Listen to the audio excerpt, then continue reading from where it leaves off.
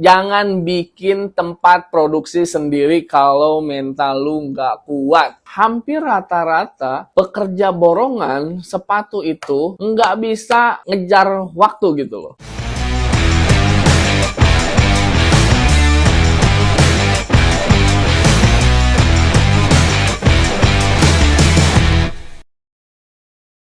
Oke, udah lama banget nih gua nggak ngonten di YouTube. Kembali lagi bareng gua Rizky dari Bogor Sneakers. Kali ini kita mau ngobrol santai. Kita mau diskusi santai, kita mau sharing santai. Oke, sebelumnya YouTube Bogor Sneakers itu ngebahas tentang per bengkelan, per TikTokan, pokoknya dunia dunia persepatuan lah. Kalau misalkan lu mau belajar tentang sepatu, mari kita belajar bareng-bareng. Apapun yang gue punya infonya, apapun yang gue milikin infonya, pasti gue bakalan share di sini. Seperti itu. Jadi, contohnya kayak kemarin tuh rame banget di video gue yang tentang lem super gitu kan. Lem yang memang luar biasa bagusnya untuk bahan sepatu. Kemarin tuh sempat viral, bukan nggak viral sih, untuk channel YouTube yang memang subscribernya nggak nyampe 1000, baru 600-an. Kemarin tuh sebelum viral itu ada di 300-an atau 200-an ya, Mia? Ya. 200-an, sekarang udah mau nyentuh 700-an ya, alhamdulillah lah. Nah, berkat dari informasi yang gua share gitu loh. Jadi di sini kita bukan mau ngajarin, gue pribadi bukan mau ngajarin, tapi gue pengen berbagi aja apa yang memang gue alamin selama hampir 2 tahun ini gue ngebangun brand FCTH atau di Bogor Sneakers, kayak gitu. Oke, langsung aja, nggak perlu lama-lama lagi. Nah, di sini gue bakalan sharing buat temen-temen yang memang punya niatan mau bikin bengkel sepatu atau tempat produksi sepatu, mau itu sneakers, mau itu sepatu running, mau itu sepatu wanita misalkan, atau ballet, flat shoes, dan lain-lain gitu loh. Saran gua, jangan bikin tempat produksi sendiri kalau mental lu nggak kuat gitu. Itu saran gua pertama. Kenapa? Gini loh. 2022 gua mulai bisnis sepatu. Itu awal mulanya ada akun Bogor Sneakers 2022 Januari tanggal 3. Nah, nggak nyampe 1 bulan produk gua viral. Sampai saat itu tuh dapetin omset kurang lebih 4 miliar. Wow, gitu kan. 4 miliar per sebulan dari Januari ke Februari, karena viralnya itu dari akhir Januari lah. Tanggal 20-an sampai Februari itu dapat omset 4 miliar. Luar biasa gitu kan. Cuma memang jual sepatu-sepatu yang murah-murah ya. Yang kalau yang di Bogor itu yang pakai solnya sol PVC gitu loh. Harganya dari bengkel itu 500.000 per kodi. Berarti kan jatuhnya modalnya 250.000 ya. Per 25.000 per pasang gitu. Kita jual, orang-orang Bogor itu ngejual harga 35, ada yang 40, ada yang 30.000. Nah, gua ngejual waktu itu 35 sampai 60.000. Dan akhirnya viral lah, memang di TikTok saat itu belum banyak yang ngejual untuk sepatu itu. Viral. Dapatlah omset sekitar 4M dalam 1 bulan. Kurang lebih 4M.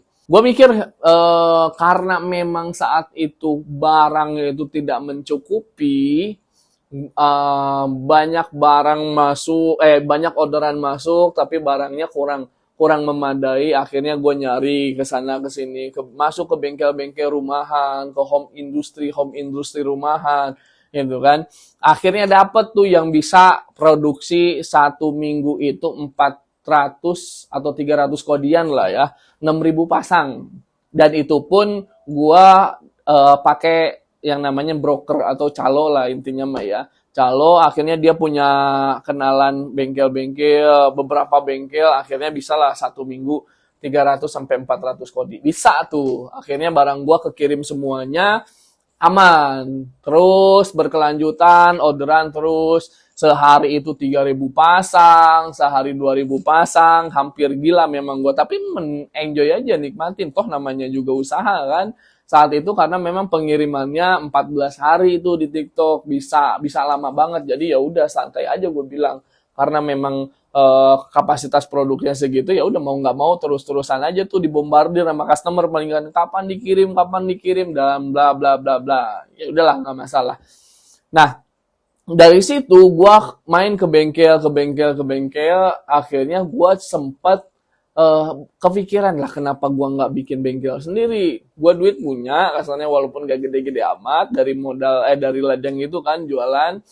Terus gue udah ngeliat sistemnya seperti apa. Feeling gue tinggal gini, tinggal gue cari orang yang memang udah paham bengkel, ya sudah kita jalanin buka bengkel sendiri. Akhirnya kebetulan kawan gua baru masuk kontrak 1 bulan kalau nggak salah ya, baru uji coba kata dia kontraknya 3 bulan, 3 bulan atau 6 bulan gitu jadi security. Gue bilang yaudah lu karena lu pengalaman di bengkelnya itu sudah bagus, sudah matang karena memang dia kerja di bengkel itu dari SMA. Kurang lebih berarti sekitar 10 tahunan dia kerja di bengkel. Masih sekolah pun dia udah kerja di bengkel kayak gitu. Kerja di bengkel sepatu jadi tukang jadi tukang jahit. Ya sudah, gue bilang lu resign aja mendingan daripada lu kerja karena memang hobi lu di sepatu, ya sudah kita bikin bengkel aja, bikin bengkel sepatu dan lain-lainnya. Gue bilang kayak gitu. Akhirnya dia setuju. Gue goda-godain lah intinya ya, gue modalin, gue bilang di awal gue modalin, terus kebutuhannya dari lastenya, dari bahan baku dan segala macamnya gue modalin, terus tempat gue kontrakin. Pokoknya lu tinggal cari tukang, lu atur strateginya, jalanin tuh bengkel. Gue mikir kayak gitu kan. Akhirnya oke. Dia memutuskan untuk sudah oke nih. Obrolan itu selang 1 minggu akhirnya dia resign lah. Gitu kan, dia resign dari pekerjaannya secara baik-baik tentunya ya. Terus dia mulailah kerja sama gua. Jalan pertama punya 1 karyawan. Karyawannya itu karyawan tukang tempelnya. Gua di kontrakan kecil saat itu 1 petak 1 kali 2 meter kali ya Mia. Kecil banget ya. Pokoknya kecil. Jadi namanya kontrakan kan petak-petakan ya, ada ruang tamu, ada kamar tengah, ada dapur gitu kan. Nah, di ruang tamunya itu buat produksi nempelnya, di ruangan tengahnya itu buat simpen upper sepatunya gitu kan. Itu dapur-dapur. Gua ngontrak dua kontrakan kayak itu, 2 petakan. Yang di sebelahnya itu buat bahan baku tuh. Terus benang-benang jahit, lem, terus kain-kainnya dan sebagainya lah. Gue stokin semuanya biar enak. Ya sudah, tapi gue tidak memutus dulu hubungan dengan yang tadi sempat ngirim 300 kodi dalam 1 minggu, 400 kodi dalam 1 minggu. Karena memang gue paham, ini bengkel nggak bakalan bisa langsung produksi banyak gitu. Ya sudah, gue mulai dulu aja. Nah, terusin selanjutnya. Oke, lancar, gue jalanin, akhirnya kita cari tukang lagi, singkat kata seperti ini. Gua dapetin karyawan lumayan banyak. Setelah berproses itu selama 6 bulan, kalau nggak salah, dari bulan Februari sampai Agustus kalau nggak salah, sampai habis lebaran. Gua punya karyawan 10 orang tukang bawah, tukang tarik, sekitar 18 orang tukang tukang jahit. Nah, gua kontrak di tempat yang lebih besar. Nah, gua ngebangun juga selain gua ngontrak rumah yang agak lebih besar, di sampingnya itu ada tanah, gua kontrak lah itu tanah selama 10 tahun. Gua bangun gedungnya. Nah, disitulah mulai tuh 10 orang tukang bawah kerja di situ semua. Sebelumnya kan ada yang dibawa di rumahan. Kalau home industry udah nggak perlu kaget lu kalau misalkan ada yang kerja di rumah, ada yang kerja di tempat bengkelnya itu, ada yang ya udah asal jangan kerja di rumah tetangganya aja gitu. Ya kan? Ada yang pokoknya macem-macem lah. Ya sudah, gue bilang semenjak gue punya tempat yang tempat produksian yang cukup lumayan besar itu, kalau nggak salah 10 kali 19 meter kan lumayan ya kan. Lumayan lah, di situ lah bisa digabungin. bisa digabungin orang-orangnya 10 orang plus cuma tukang jahitnya itu ada sekitar 5 orang atau 6 orang gitu di tempat itu tuh. Ya sudah tuh.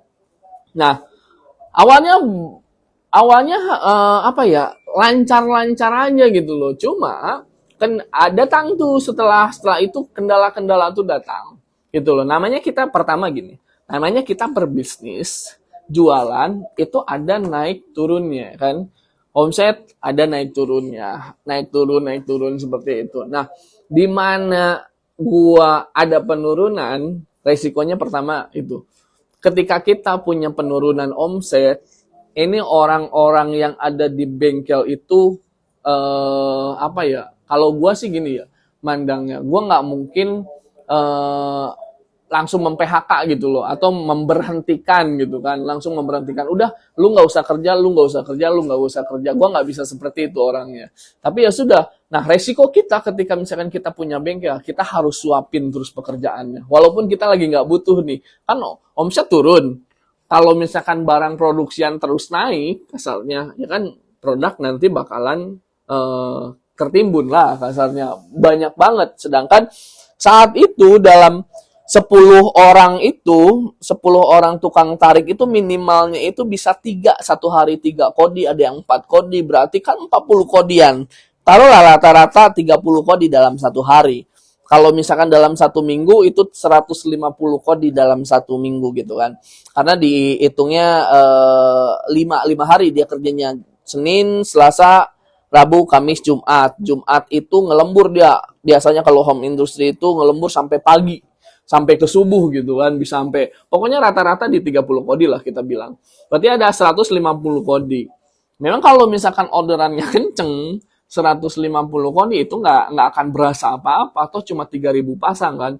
Tapi kan namanya bisnis kan ada naik turunnya. Nah, kita tuh nggak bisa ngelepas orderan ke kerjaan ke anak-anak bengkelnya. Ya harus, yang biasanya 4 ya harus 4, yang biasanya 3 ya harus 3, yang biasanya 2 ya harus 2 gitu. Ngasih pekerjaan 2 kodi, karena memang dia ngandelin di situ doang gitu kan. Dia nggak bisa kerja di tempat yang lain, ya ada etika lah. Nah itu.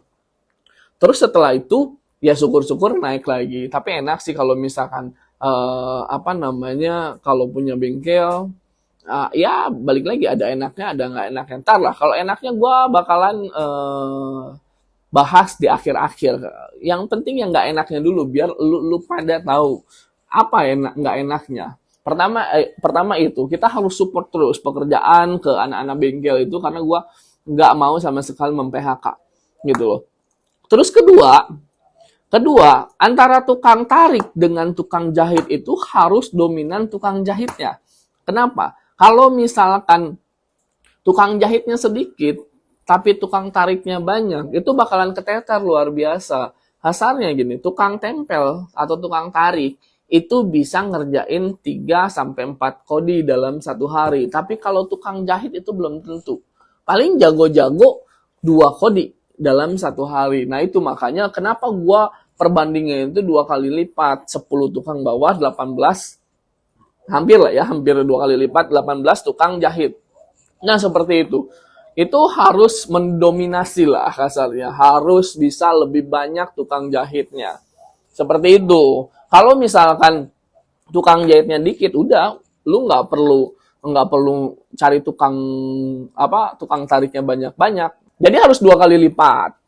Kalau misalkan nggak 2 kali lipat, pasti keteteran. Nanti yang ada tukang tariknya itu nggak bakalan cukup lah. Misalnya kalau misalkan lu punya tukang tarik 2, ya berarti tukang jahitnya harus ada 4. Minimalnya 3. Kalau misalkan ada tukang tariknya 3, minimalnya 5 lah. Kasarnya kayak gitu. Biar balance aja. Jadi, karena gini ya, sepengalaman gua, kalau misalkan masih tahapnya home industry, lu nggak bisa ngegaji bulanan, lu nggak bisa ngegaji harian, misalkan kayak, tapi lu ngegaji borongan, itu dia kalau misalkan para tukang itu, karena memang dia ngerasa memiliki memiliki kemampuan, kalau misalkan di sini sepi, dia pasti bakalan loncat. Loncatnya itu ke bengkel yang ini, ke bengkel yang ini. Ya udah kerja aja, mereka tuh nggak bakalan pernah mikirin usaha lu. Seriusan.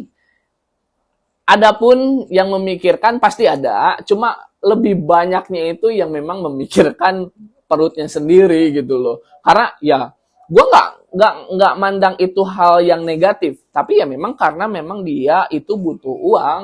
Kalau misalkan memang borongan, ya kalau misalkan nggak ada pekerjaan ya mau seperti apa gitu loh. Kecuali memang lu udah ngasih gaji bulanan atau misalkan gaji harian, misalkan kayak gitu. Minum dulu kali ya.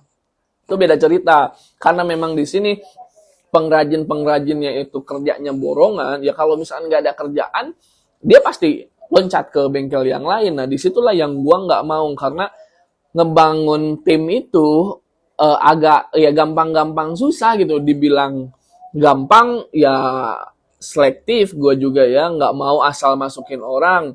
Kalau misalnya dibilang susah ya apa ya, selama kita punya pekerjaan, punya pekerjaan buat dia, itu pasti gampang juga gitu. Tapi kalau misalkan orang baru lagi kan sulit juga ya kayak gitu loh. Jadi siapkan bahan baku atau tukang jahitnya itu lebih banyak daripada tukang tari kayak gitu. Ketiga, gini, kadang-kadang bukan kadang-kadang sih ya, hampir rata-rata pekerja borongan sepatu itu nggak bisa ngejar waktu gitu loh. Kalau misalkan, apalagi kebiasaannya kayak gini, kebanyakan gue ngomongin yang ada di gua ya, misalnya kayak gitu.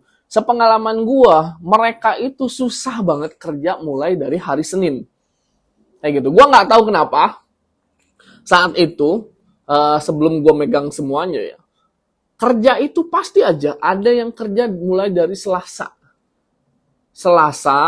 Rabu, Kamis, Jumat begadang, Sabtunya libur, Minggunya libur, Seninnya secepat-cepatnya siang hari atau sore hari, atau bahkan ada yang Selasa kerjanya. Ya balik lagi, kalau misalkan gua apa ya tanya-tanya, ya memang kebiasaannya seperti itu. Kebiasaannya ya memang nggak bisa diikat oleh waktu Senin lu harus kerja, nggak bisa seperti itu. Kayak gitu loh. Jadi nggak bisa diburu-buru. Padahal kalau misalkan lu punya online shop atau misalkan pengirimannya dan lu nggak punya stok, pengirimannya harus banyak di hari Senin, kan biasanya Sabtu kan udah libur, Minggu libur, Senin itu tapi kan orderan masuk tuh. Nah, Senin itu barang yang dibutuhkan.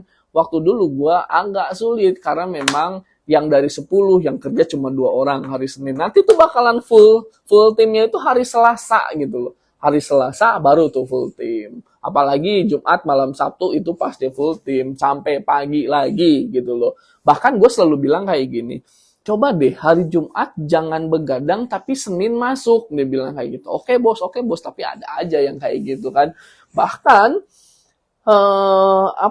karena memang kebiasaannya begadang, nggak sedikit orang-orang di gua saat itu ya datang itu siang, ya pulang itu tengah malam. Padahal menurut gua mendingan datang pagi, ya pulang ya semalam-malamnya jam 8, jam 9, ya kan sama aja. Ini bukan berbicara tentang loyalitas, tapi berbicara tentang memindahkan jam kerja gitu loh. Padahal kalau misalkan yuk pagi datangnya, lu nggak perlu begadang pun, misalkan jam 8 malam pulang atau jam 9 malam pulang, memang kebiasaannya malam kan. Nah itu menurut gue lebih worth it gitu loh. Lebih oke, karena memang barang bakalan kekirim, barang bakalan masuk gudang, barang bakalan selesai. Sekarang kalau misalkan lu datang jam 1 siang, misalkan si para tukangnya itu datang jam 1 siang, oke, barang dikerjain, tapi mereka itu memang sampai jam 1 malam, jam 2 malam, tapi kan barang bakalan masuk ke gudangnya itu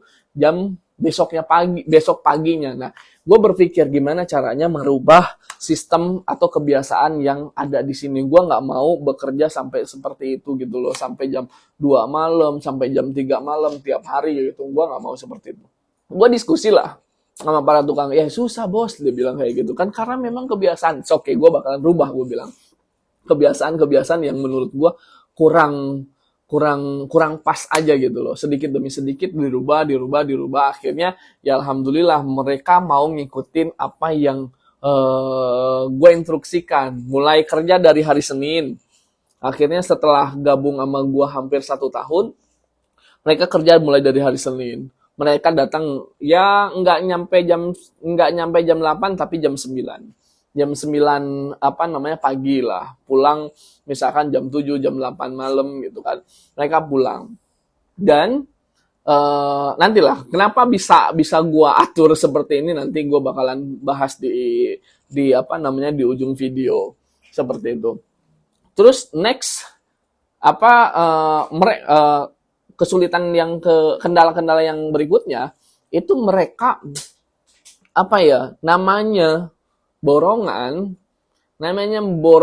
itu tergantung upah sebenarnya. Tergantung upah. Kalau misalkan upahnya, kalau di Bogor sorry nih, gua eh bukan gua bisa tebak, tapi memang pasarannya untuk sepatu-sepatu Bogor, tukang tarik itu lumayan cukup ya gue nggak bisa bilang itu rendah ya, tapi karena memang kualitasnya itu kurang kurang oke juga gitu loh. Kalau misalkan gue bilang mahal juga ya nggak bakalan mahal gitu, karena memang gue nggak bisa bilang nominalnya, cuma cukup rendah juga gitu kan. Nah, makanya mereka ngejar gitu loh, ngejar kuantitinya gimana caranya dapat banyak. Makanya tadi gue bilang bisa kuat 3 kodi, 4 kodi kayak gitu kan. Nah, mereka ngejar upah gimana caranya gue bisa kebayar sekian, gimana caranya gue bisa bayar sekian. Nah, jadi kualitas bagi mereka, balik lagi ya, disclaimer, gue tidak menyamaratakan semuanya, tapi sepengalaman gue, itu kualitas buat mereka ya sudah, ya memang apa adanya seperti ini, ya sudah, ya balik lagi ya hukum alam ya, kalau misalkan lu main dengan kuantiti ya kualitas nggak bakalan cukup baik gitu kan, nggak salahnya seperti itu ya sudah. Nah itu pun bakalan gua evaluasi lagi. Nah itu masalah kualitas, karena ya balik lagi ya, kerja semuanya pakai tangan, ngopen lah kasarnya, terus nempelnya di takol, apa sih kalau bahasa Indonesia, dipukul ditakol, dipukul-pukul pakai palu, namanya pakai tangan. Itu kan ada keterbatasan tenaga. Nah, dia kerja dari siang atau misalkan dari pagi sampai malam. Oke, penempelan yang pertama, dari setengah hari pertama mungkin tenaganya masih powerful gitu kan. Nah, nanti ke malam-malamnya pasti bakalan ada perbedaan. Makanya gue bilang kualitas itu bukan menjadi tujuan pertamanya, yang penting kuantitasnya. Makanya ya toh harga sepatunya juga 25.000 kan sekodi, 25.000 sepasang, 500.000 sekodi. Nah, seperti itu. Itu kuantitasnya itu nomor wahid lah kasarnya, itu semuanya pasti. Kalau misalkan barang-barang yang murah pasti ya seperti itu, kayak gitu. Murah dalam arti jauh daripada harga pasaran kan, seperti itu. Nah, itu kualitas. Terus apalagi ya, tadi udah lah problem-problem. Nah, mungkin seperti itu kendala-kendalanya. Gue bahas 4 poin dulu. Nah, terus positifnya apa? Ya kalau misalkan lu pasti udah mengerti kalau misalkan positifnya. Kalau misalkan lu punya bengkel sendiri, lu bisa atur produksian yang mana sesuka hati lu. Terus lu bisa ngejar produksian itu, lu harus bisa ngejar. Cuma balik lagi, gimana tergantung pimpinannya sih. Kalau misalkan sama tukang-tukang bengkel itu, kalau misalkan orangnya nggak bisa ngatur ya tetap aja bakalan kalah gitu loh.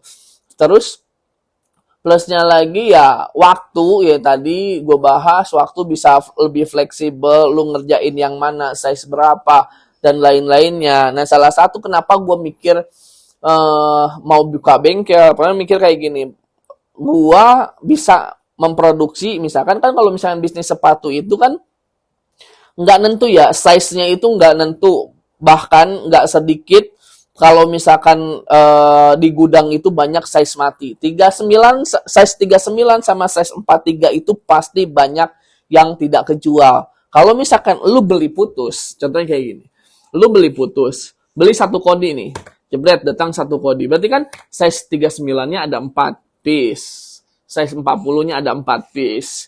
size 41-nya ada 4 piece, sampai 43-nya itu ada 4 piece. Terjadilah 20 piece, totalnya jadi 1 kodi. Nah, kalau misalkan lu ordernya 100 kodi, berarti kan ada berapa ya? 100 kali 4, 400 kan?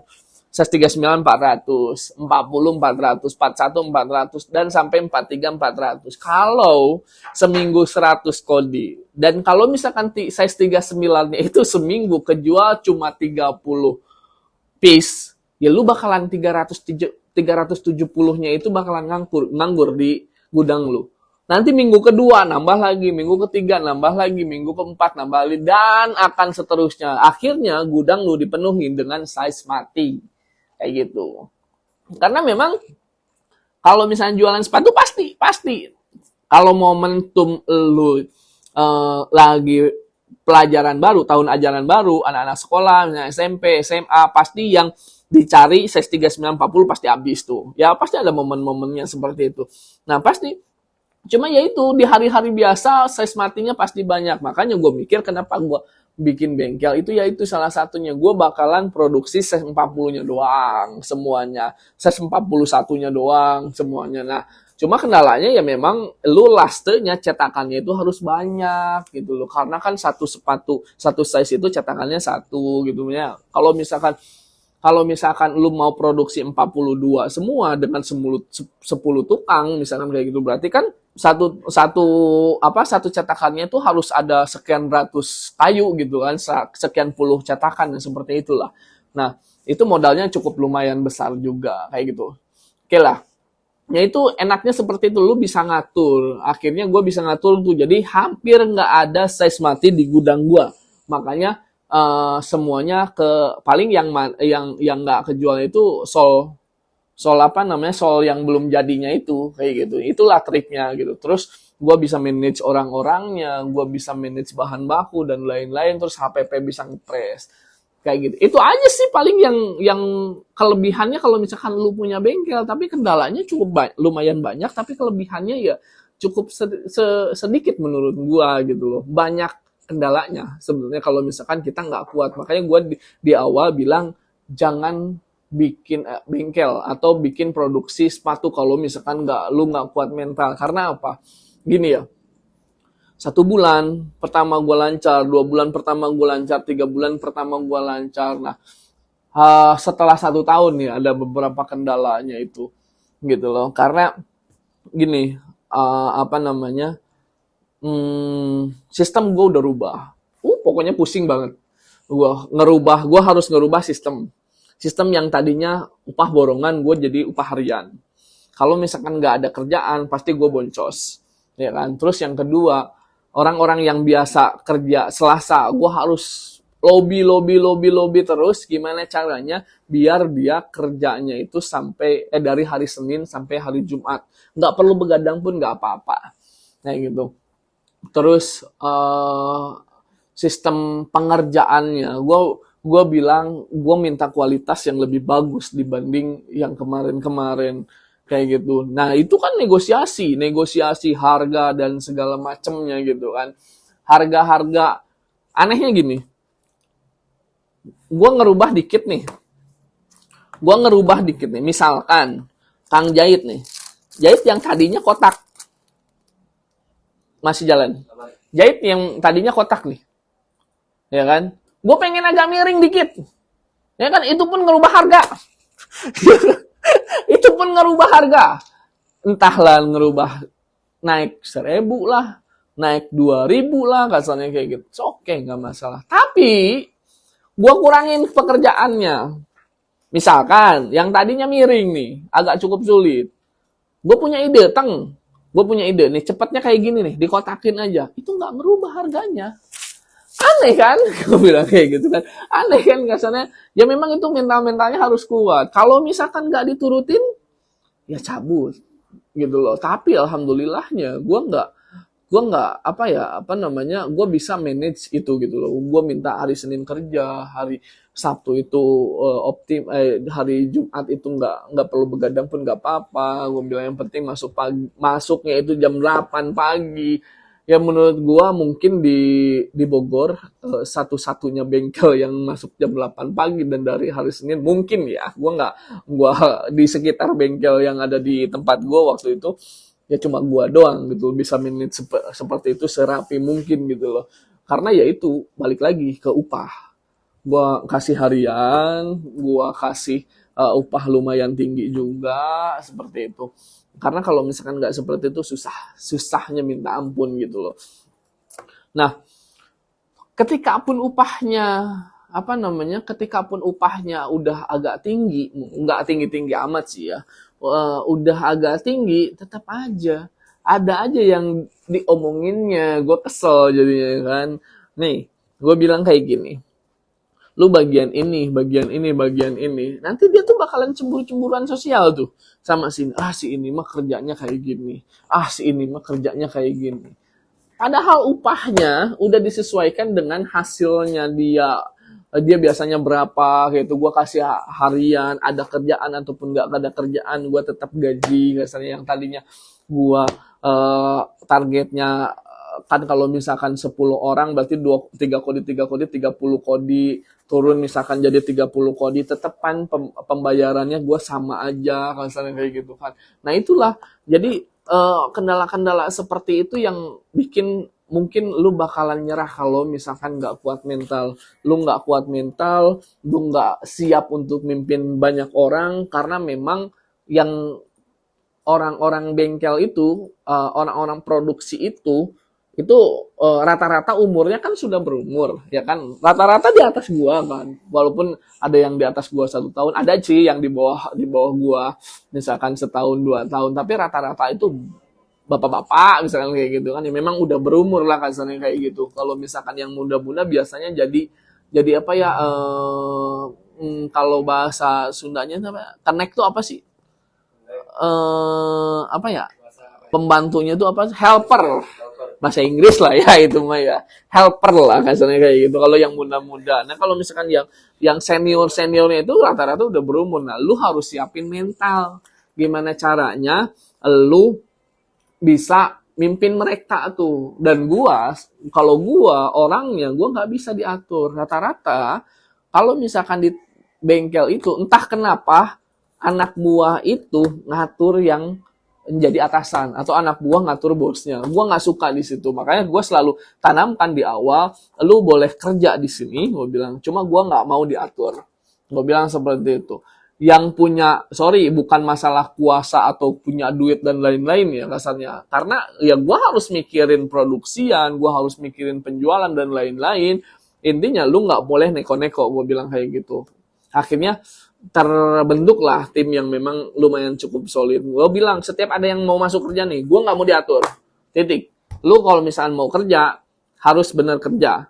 Datang jam sekian, upah lu sekian. Kalau misalkan nggak masuk, silahkan lu cari tempat kerja yang lain. Kalau misalkan masuk ke sini, nggak usah banyak omong. Gue bilang kayak gitu. Kalau misalkan ketahuan lu ngomongin gue dan lain-lain, sok mangga pilihannya 2. Lu tetap di sini, evaluasi gitu loh. Kalau misalkan lu memang nggak masuk budgetnya silahkan keluar. Gue selalu bilang seperti itu. Karena apa? Gue bilang kalau misalkan upahnya segini, cukup lumayan di atas rata-rata tukang yang ada di tempat gue gitu kan, di sekitaran gue. Nah, bedanya 2 kali lipat, bisa sampai 3 kali lipatnya. Nah, kalau misalkan lu masuk, silahkan. Kalau misalkan nggak masuk, ya jangan ngomongin. Kalaupun mau ngeritik gua, datang langsung ke gua, kita ngobrol santai, gua pasti terima. Gua selalu bilang seperti itu.